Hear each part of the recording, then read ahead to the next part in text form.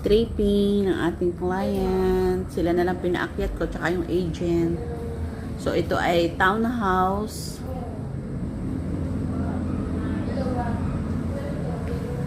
Townhouse. So, pagpasok mo ganitong living room area, tapos may provision na siyang parking dito. Tapos, yan.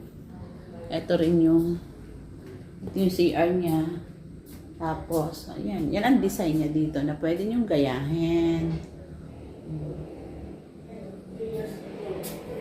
Meron din siyang setback dito sa labas. Hindi ko na mabuksan yung pinto. Ayan. 2 meters. Itong lababo na to, ano yan, modified lang to. Kung gusto nyo, ganyan din ipalagay ninyo. So, ang turnover, may bowl, may lavatory, may tiles ang flooring. Pero ito, wala kayo na magpapalagay sa wall. Ando sila sa taas. Hindi na ako akit sa taas. Basta 2 bedrooms yun. So, ayan. Ito ay sa Idesia, Cabuyao.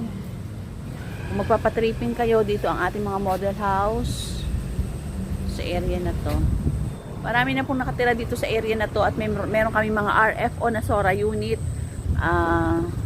Maliit lang, napakaliit lang ng down payment.